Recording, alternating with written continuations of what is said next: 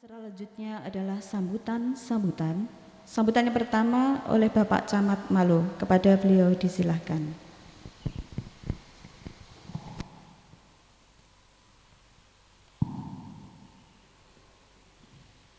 Assalamualaikum warahmatullahi wabarakatuh. Bismillahirrahmanirrahim. Alhamdulillahirabbil alamin wassalatu wassalamu ala asrofil anbiya'i wal mursalin Sayyidina wa maulana Muhammadin wa ala alihi wa ashabihi ajma'in ma ba'du. Yang terhormat Ibu Bupati, Ibu Hajah Ana Muawanah, alhamdulillah berbahagia sekali Ibu ini, Bu Kades bersama para masyarakat desa Tanggir. Yang kami hormati dari LSM Gemuruh, penasihat maupun ketua. Yang kami hormati dari Ademos, Pak Dori yang sudah kersorawuh, yang saya hormati Bapak Kapolsek, Bapak Dan Ramil beserta seluruh jajaran, Bapak Ibu masyarakat desa Tanggir, para tokoh masyarakat, Bapak Ketua SPR, para Ibu PKK, dan hadirin sekalian yang hadir pada pagi hari ini. Mari kita bersama-sama dalam kesempatan yang berbahagia ini kita memunajatkan puji syukur kehadirat Allah Subhanahu wa taala. Pada siang hari ini kita dapat bertemu di tempat ini dalam keadaan sehat walafiat. Bapak Ibu sekalian yang saya hormati, Ibu Bupati yang kami hormati, acara pada pagi hari ini pemerintah desa Tanggir bekerja sama dengan LSM Gemuruh yang ada di Kecamatan Malo dan Ademos, Ibu, bekerja sama dalam rangka berhubungan menjalin komunikasi dengan pihak perhutani melalui LMDH, memperingati 60 tahun perhutani. Dalam rangka itu karena apa? Maka dikupas pada hari ini rencananya adalah sinau bareng ngudari potensi alas, artinya potensi hutan yang ada di wilayah desa Tanggir ini, Bu, kanggo kesejahteraan masyarakat. Lan nandur 500 bibit trembesi ben alase tetap lestari. Ini tema pada pagi hari ini. Perlu kami laporkan, Ibu, bahwa di desa Tanggir ini ada SPR yang dibina oleh dinas peternakan. Kebetulan beliau ketuanya ada di depan ini, Bapak Woto. Ini mantan Kades, Bu, dulu. Sekarang Bu Kades ini istrinya. Beliau jadi ketua SPR. SPR-nya ada 3 desa dari Tanggir, Trembes, dan Semelaran. Insya Allah sapi yang ada di SPR ini sekitar 700 sapi dari 3 desa itu, Bu. Kemudian beliau sedang menjalin dengan LSM Gemuruh, bekerja dengan LSM Gemuruh di jembataninya, bekerja sama dengan investor dalam waktu dekat ini untuk mengadakan peternakan penggemukan domba.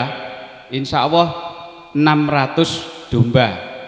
Tinggal nunggu kandangnya ini, kalau kandangnya ngatasi 600 ya 600, kalau tidak ngatasi mungkin 500. Nah, berkaitan dengan hal-hal tersebut, dengan didukung potensi yang ada di wilayah ini, mohon izin Ibu, tadi saya ngebel Ibu ADM tidak bisa hadir di tengah-tengah kita. Kemudian para mantri juga tadi pagi sudah sampai di sini, namun sekarang rapat Zoom meeting bersama ADM, jadi tidak bisa hadir di tengah-tengah kita.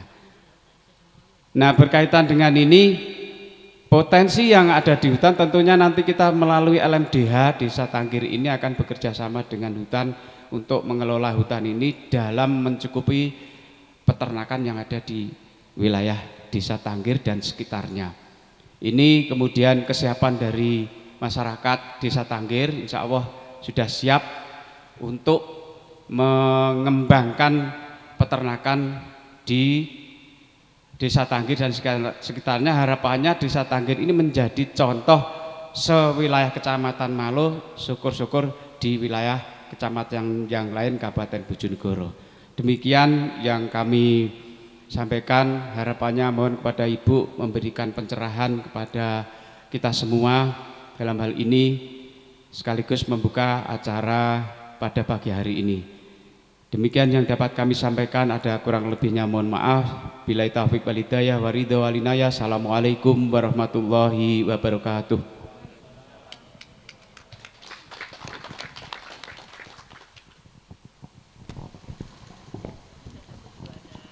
Sambutan selanjutnya dari Bupati Bojonegoro Ibu Anna Muawanah sekaligus pengarahan.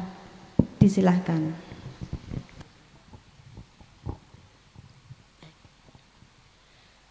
Saya mohon nggak pakai masker ya, nggak apa-apa ya. Jadi yang lain tolong menggunakan masker karena masker saya lepas. Assalamualaikum warahmatullahi wabarakatuh. Selamat siang dan salam sejahtera untuk kita semua.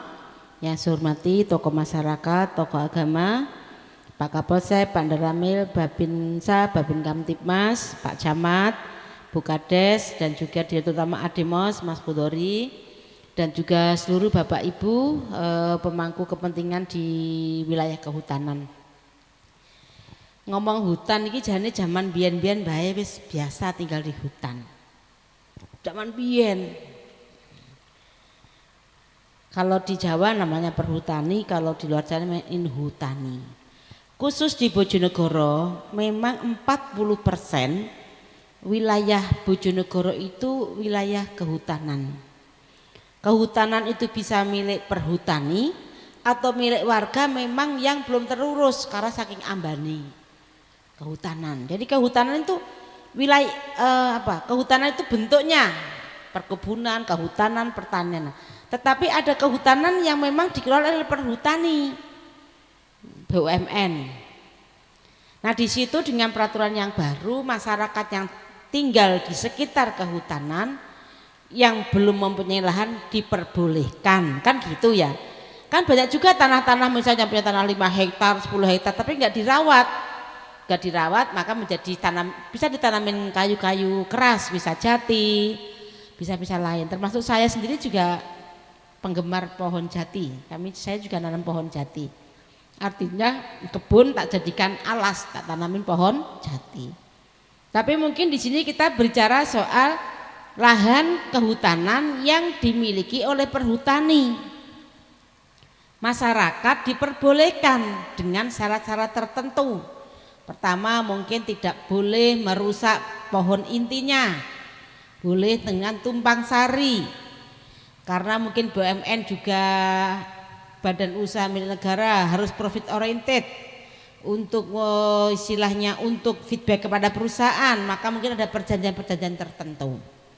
Tetapi secara potensial di Bojonegoro sangat potensi bagi masyarakat yang ingin mengelola kawasan hutan. Cuman tata caranya memang harus dibakukan atau dibukukan, jangan sampai nanti pohon intinya rusak, petaninya tidak panen atau panen tidak utuh dan sebagainya. Sehingga ada mutualisme simbiosa. Kalau bahasa Tangger itu mutualisme simbiosa. Apa itu? Kerjasama yang saling menguntungkan. Perhutani juga nyaman karena mungkin nanti tanamannya diawasi oleh warga sekitar itu. Kemudian yang kedua, khusus di Bojonegoro, ini dengan pembangunan jalan yang dipercepat, ya saya kalau wilayah sini ini tidak ada yang wilayah Tamping 3 yang saya lihat ya. Daerah Tambakrejo, Ngrau, Kedung Adem, Sugiwaras, Kepo Baru, Temayang, itu masuk wilayah zona 4 dan zona 3 yang saya bilang. Zona yang memang selama ini jalannya sangat tidak memadai. Nah ini tahun 2019, 2020, 2021 sudah terus kita buka akses-akses termasuk Margomulyo. Nah sekarang perhutannya juga nyaman. Nyamannya apa? Dia sekarang kalau kontrol tanamannya ya bisa gunakan mobil patroli. Kalau dulu mungkin luarnya kelihatan pohon, tengahnya udah nggak tertanam karena aksesnya susah. Nah itu juga harus tetap dijaga dan sebagainya. Jadi sekarang kalau wilayah daerah sana ya, Margomulyo, Ngrau, daerah mana lagi ini Tambakrejo, Kedung Adem, daerah Sugiwaras, Kepo Baru, itu daerah-daerah yang memang bahasanya itu oro-oro, termasuk wilayah Malo sebagian. Tapi kan wilayah kehutanan. Tapi kalau yang akses utamanya sudah mulai tampak ya. Ini sekaligus juga membuat akses bagi masyarakat. Kalau dulu warga menanam jagung, menanam singkong, wayai kemarau gak mau jabut singkongnya, gak cucuk jari ini. Barang tak lakukan pembinaan, tak tukune kene singkongmu 1.500 sak kilo. Dia bilang ya nanti Bu gak cucuk. Mergo lak wis tanah lak wis keras dicabut iku tertinggal di dalam. Kalau diangkat gunakan mesin itu gak cucuk. Ngangkut jalannya rusak, jadi masyarakat nanam tidak mau memanen. Tapi dengan sekarang infrastruktur yang lumayan cepat ini, hampir tidak ada orang yang ngeluh tidak mau manen karena laku dijual. Jagung saja sekarang sudah selisih 300 kilo, 300 perak per kilo. Kisi ngomong anu lho ya wong petani, Bu alhamdulillah dhisik iki aku lak ning bobol lak musim tanam ngene iki aku gak iso njabuti jagung anu telo Bu. Aku wis mau manen jagung. Tak men tukul ning gone wit gak cucuk. Gak cucuke apa? Mergo lak nyewa truk regane larang. Nyewa truk muatane sak itik, mergo lak truk 500.000. Muatane paling 2 ton, kuatir lak AC patah. Lah sekarang dengan jalan yang bagus ini bisa dimuatin 3 ton, 5 ton, 4 ton bisa. Dengan jalan sudah halus, otomatis apa?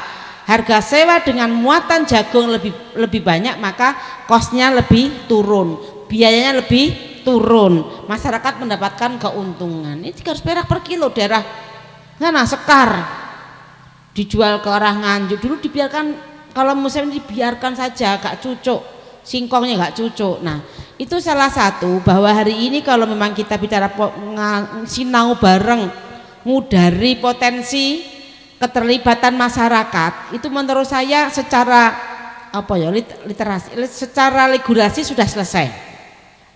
Diperbolehkan, boleh masyarakat terlibat. Satu yang mungkin harus Bapak Ibu lakukan itu betul-betul harus melaksanakan dengan baik. Tanamnya harus sesuai, pupuknya harus sesuai. Kalau bicara wisata, wisatanya harus sesuai, marketingnya bagaimana. Bicara potensi sangat luar biasa. Dan masyarakat sekarang bicara soal selain tanaman ya, potensi hutan selain tanaman bisa juga dengan sumber daya air. Sumber daya air bisa digunakan untuk industri air itu, air rumahan, termasuk kalau punya mesin digunakan air botol, kan sama saja dengan yang lain. Dicek dulu. Kalau memang airnya meragukan, ada sertifikasi, dimasukin ke laboratorium dan sebagainya. Kemudian berikutnya potensi hutan adalah wisata. Sekarang orang bilang Sabtu Minggu ya, dulu zaman kecil saya Sabtu Minggu tuh gak kenal Pak, ada jalan-jalan gak atean. Sekarang mesti agar wis cuma sore, apa nanti lur, weekend besok lur, wis disian ya ta. Jadi kalimat weekend itu sudah menjadi kebutuhan. Wis aku sesuk apa ning gone ndi Pak beget iki ana Bapak Kudor iki ya punya wisata gini. Sesuk karo nggone Wali Kidangan. Oh aku harus ning gone apa ki kikek apa gua kikek. Wis ngono wis sesuk pengen lur wisata lur. Mbek keluargane begitu wis masak, ayo Bu masak Bu, ini malah masak ku ndok sing dipotong ya kan. Ora ayame tapi ndoke dipotong. Nah, digone digawa lekre yasi. Alam. Sekarang betul nggak kalau Mas udah sibuk mau kemana weekendnya, malam minggu mau nongkrong di mana, ya toh? Nah, wisata ini juga potensi, tinggal dikasih lampu dan sebagainya. Ke depan masyarakat itu selain pendidikan sudah cukup, pendidikan pemerintah sudah membantu, di negara juga sudah memberikan pembiayaan untuk beasiswa, kesehatan sudah ditanggung dengan BPJS. Sudah punya kartu semua belum? BPJS? Sudah ya, BPJS sudah ditanggung pemerintah, pendidikan sudah, ekonomi dengan jalan bagus alhamdulillah naik. Tinggal apa? Jalan, pariwisata kebutuhan. Sekarang wisata itu kebutuhan. Refreshing Pak, refreshing kok mergawe terus. Nah, zaman cilikku mbiyen gak refreshing-refreshingan. Esok iku ya ning sawah, lek panen omahku dadi pari. Sekarang orang panen sawah gak sampai di rumah panennya, nggak mau gatel, nanti lipet dilebokno tabungan beres ya toh. Kalau bisa nitip nggih disisakno tinggo jagane dahar piyambak, aja sampai baradul beras sesuk ning gone pasar tuku beras neh disisakno jagane panen berikutnya aja didol kabeh. Dulu kecil saya semua panen dibawa ke rumah diler ning gone omah. Kursi dingklek iki ning gone apa ku jenenge ning gone gabah ku biasa ya Pak Gundori ya. Sekarang orang sudah mau praktis, tetapi aja sampai lho ya. Mosok berpanen terus sesuk tuku beras ning gone warung wis saru. Diselepno disimpen jagane berikutnya, jagane apa kuwi panen berikutnya, jagane buah dan sebagainya. Nah, itu pola-pola itu sudah membudaya. Sehingga bicara potensi kehutanan nanti bisa disisir apa saja. Bisa edukasi forest. Nah, jadi bagaimana cara menanam pohon yang baik? Nanam pohon bagaimana isane jejeg. Nahan pohon isane pimen gak cabangnya akeh. Nahan pohon isane iso dadine iso dhuwur lancip itu ada. Jadi agroforestry ya.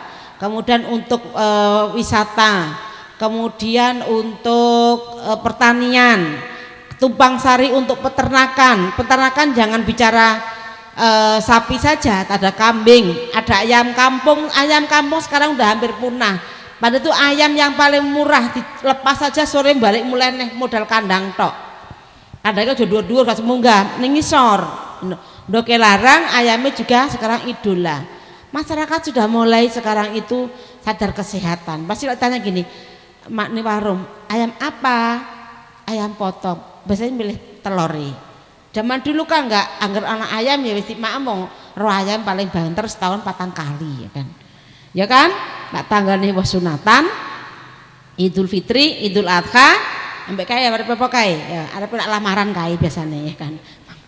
Ayam. Sekarang itu hari-hari ayam sudah biasa. Sudah mangan sudah biasa. Jadi tingkat kesadaran masyarakat tentang kesehatan makin meningkat karena ekonominya makin baik. Maka potensi hari ini ya, potensi hutan sangat baik dilakukan diskusi dengan LSM Gemuruh sangat baik, masyarakat itu didampingi. Biasanya kegagalan apa? Gagal itu biasanya apa?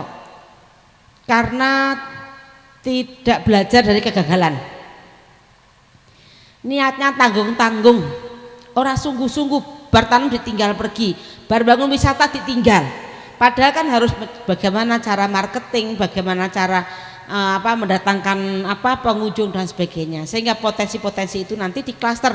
Beberapa potensi, siapa melakukan apa dan sebagainya. Kalau memang mau komprehensif, misal Tanggir dijadikan pusat sapi, sekaligus komprehensif. Desa sapi, ya maksud desa sapi, ya kan bisa saja ya. Bapak sekalian, terutama para pendamping LSM dan juga Adimos dan juga Pak Camat, Kapolsek dan Ramil Babinsa Babinsa Kamtipmas. Terima kasih atas kesempatan saya memberikan pengarahan, pencerahan. Mudah-mudahan bisa menambah cakrawala pandang, cakrawala berpikir, menambah mindset kita bahwa hutan 40% di Bojonegoro ini bisa dilakukan kegiatan ekonomi di bidang pertanian, di bidang pariwisata dan juga lain-lainnya. Saya akhiri, wassalamualaikum warahmatullahi wabarakatuh.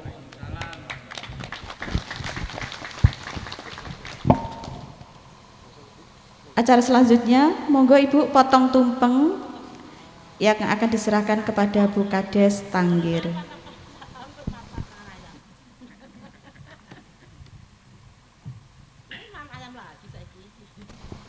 Potong tumpeng ini memperingati hari ulang tahun Perhutani yang ke-60.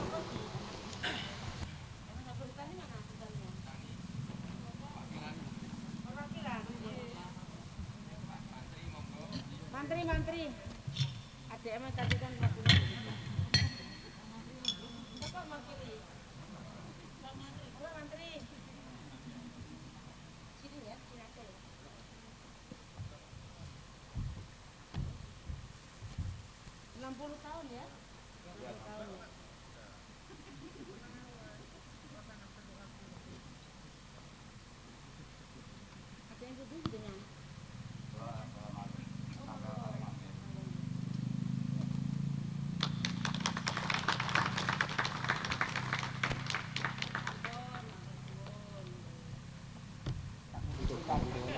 Dan selanjutnya untuk tanam pohon kepada Bu Wati yang akan didampingi oleh Bapak Camat dan Ibu Kades Tanggir.